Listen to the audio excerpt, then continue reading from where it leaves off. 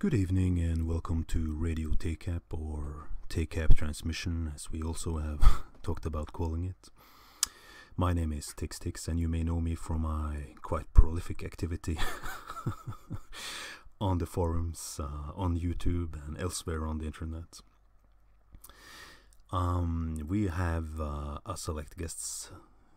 few select guests here, namely Griswold, Cookie, Dr. Julian Bashir, Usman Akhtar, and JoeyJeremiah, in addition to me. We are going to try to make this transmission run for about an hour, and the schedule will be as following. I will first welcome the listener to this transmission. Even though we're having this chat for ourselves, we are planning to release it on YouTube so that other people can listen in on the chat. I will then introduce Cookie and Julian Bashir and discuss the new Kentucky interrogations, and Cookie will probably want to talk a little about the process of getting them. We will also discuss the significance of the new police videos, the interrogation techniques, the changed perceptions of certain predators, and so on. I will then move on to introduce Griswold, and we will perhaps discuss a few of the predators that got away. I'm thinking of Hampupker, Willis, Goslin, Moffat, etc. We will then let the two newcomers introduce themselves, and I will ask them what made them fall in love with To Catch a Predator and who their favorite predator is. If they have a channel, they can mention it. I think also we will ask this question to everyone, including me. We will then move on to the HVP show and the predators who were arrested in New Hampshire, and we will try to make a few predictions. Cookie and Julian Bashir have prepared, have done a little homework in these regards. And I will then invite anyone else to add something to the HVP predictions.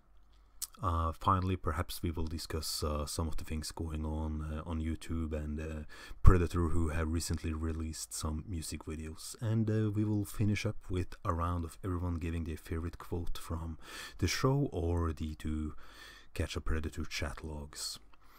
So without any further ado, I said I was going to start with Cookie and Julian Bashir, but why not I just send the ball straight over to JoeyJeremiah, and you introduce yourself and like what made you join up today. You have contributed a little on the forums lately, so you know I should just stop talking here and leave it to you to say something of intelligence.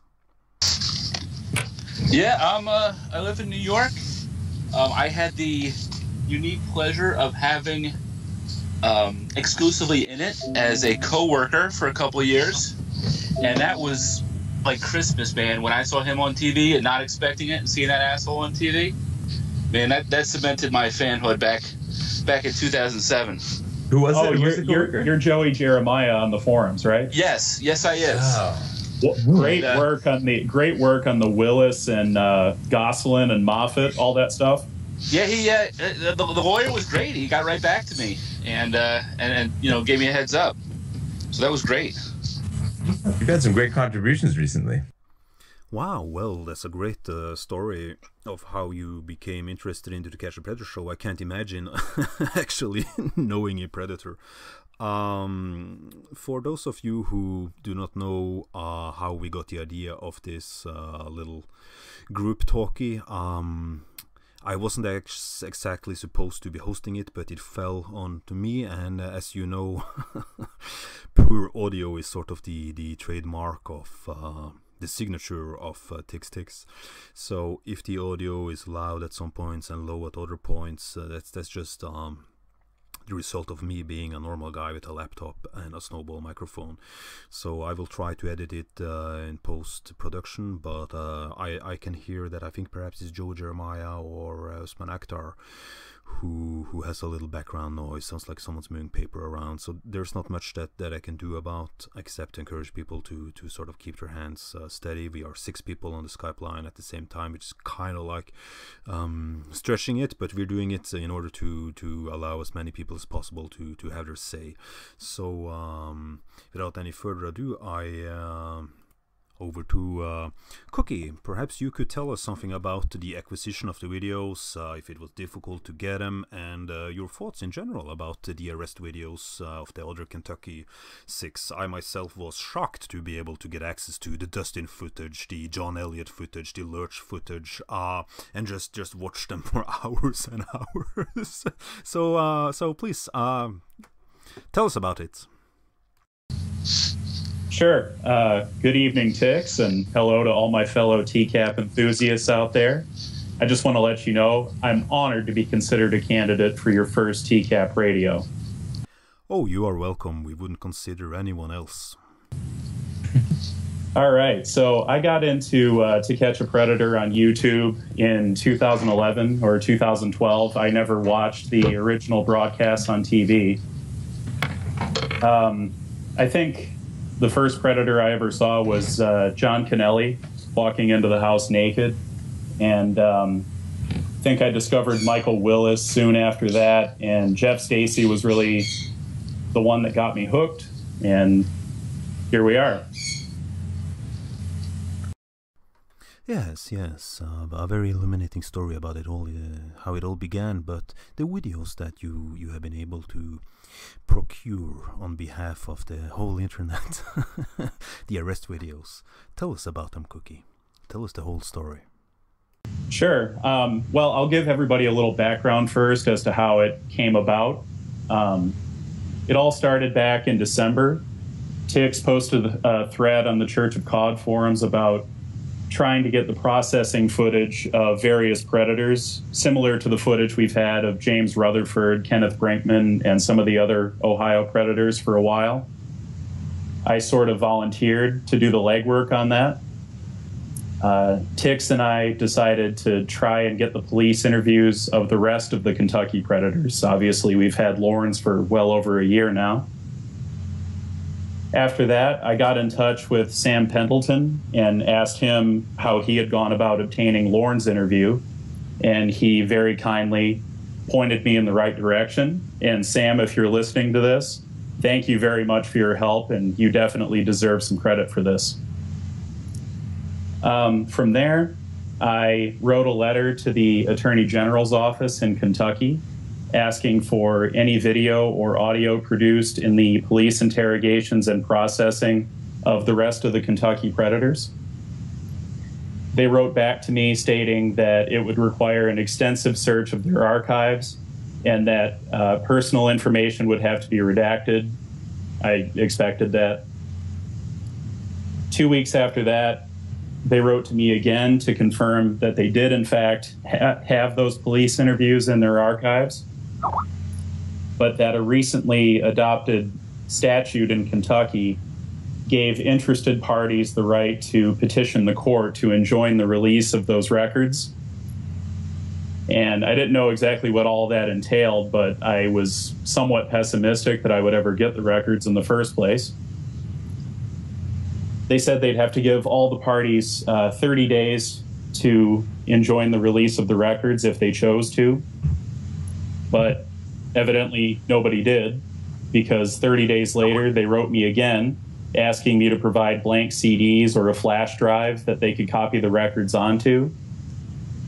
10 days after that, I got the records, or the videos, and I sent them to Tixxx right away. I asked Tixxx if he wanted to host the videos on his YouTube channel, and I did that for really two main reasons. The first being that it was really his idea in the first place, so I really give Tixxx a lot of credit for this. And also because he had a large subscriber base already, and I really wanted these videos to make an immediate impact and reach the widest audience possible as quickly as possible. Well, you came to the right guy. As soon as I received the police interviews. I hosted them up immediately. You know, no bullshit, no advertisement, no nothing, and people went at it like carrion vultures. You know, they couldn't believe that suddenly these bombs were being dropped on YouTube. The interest was tremendously, and speaking of subscriber accounts, I'm not someone who really believes that having a lot of subscribers is important, but we gained a couple of hundreds immediately after that. And So now, why would the Predators not want to block this? You know, I don't know. They never really said anything else to me. I don't know who interested parties really is, but I assume that would mean the person being interviewed. Right? But they never said anything else to me. So I guess somehow they got in contact with them and never received a reply, or I really don't know. Is it public record? Yeah, they are public records in Kentucky. Not everywhere else, as I found out the last month. So do you need a FOIA request, like a formal FOIA submission in order to get that kind of stuff? It's not formally a FOIA request. As far as I understand it, FOIA applies to agencies of the federal government only. Yeah. So because we're dealing with state agencies and state law enforcement here, it's more of a general open records request.